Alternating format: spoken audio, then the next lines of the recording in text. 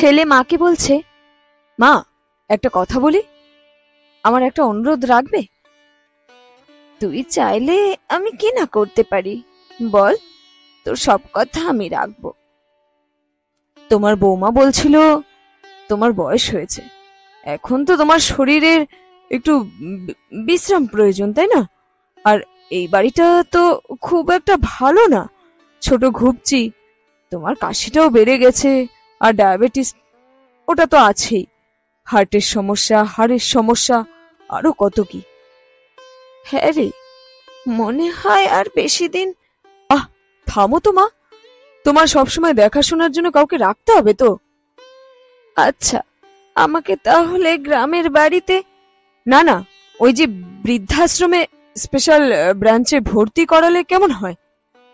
এটাই বলছিল তোমার বৌমা, ওখানে অনেকে থাকবে তোমার মতোই, তাদের সাথে গল্প করতে পারবে।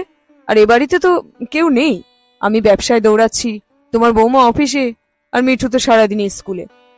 ওখানে তুমি আরামেই থাকবে মা, এটাই আমার মানে আমাদের অনুরোধ ছিল। আচ্ছা, তুই চাইলে তাই হবে।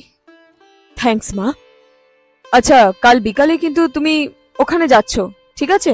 তোমার ব্যাগ গুছিয়ে রাখবে। পরের দিন অস্বস্তিকর জ্যামে আটকে আছে মা ছেলে। নীরবতা ভাঙলেন মা।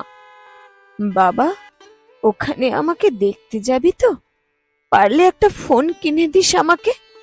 মা, তুমি ফোন দিয়ে কি করবে? ওখানে ফোন আছে তো। কিছুক্ষণ পরে একটা বাড়ির সামনে এসে গাড়ি থামালো।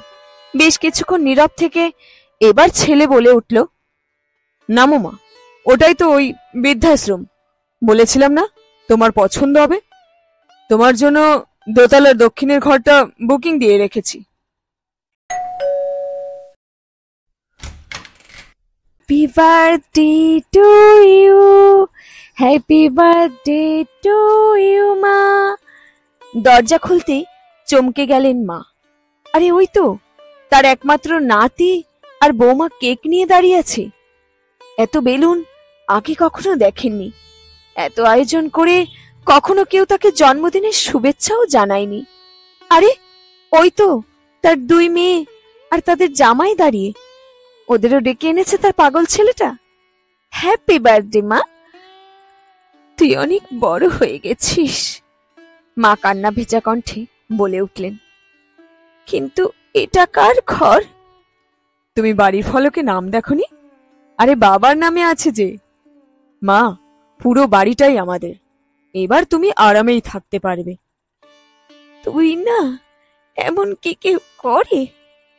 কান্না ভেজা চোখে জোরে জোরে মাথা নাড়ছেন মা, আনন্দে কথা বলতে পারছেন না। আয়োজন শেষে ঘুমাতে যাবে এমন সময় পেছন থেকে মায়ের ডাক। হাতের ব্যাগটা আতিপাতি খুঁজে একটা কৌটো বের করে ছেলের হাতে ধরিয়ে দিলেন। নে, এটার আর দরকার হবে না। ইঁদুর বিষ, চিন্তা করছিলাম যদি বৃদ্ধাশ্রমে রেখে আসিস তাহলে সেদিনই খেয়ে নেব। ধুর মা, কি যে বলো, এটাই তো আমি কাল রাতে পাল্টে তোমার ক্যালসিয়ামের ওষুধ ভরে রেখেছি, তুমি ঘুমাও। মার আজ আর কিছু চাওয়ার নেই, আর কিছু না হোক তার ছেলেকে অন্তত মানুষ করতে পেরেছে সে। যাক, আজকের ঘুমটা সত্যিই আরামের হবে, ঘুমের ঔষধ খেতে হবে না। প্রত্যেক সন্তানই যেন মা বাবাকে এভাবেই ভালোবাসে, এবং শেষ বয়সে যেন মা বাবাদের বৃদ্ধাশ্রমে না পাঠানো হয়। শেষ হলো আজকের গল্প, মায়ের বৃদ্ধাশ্রম।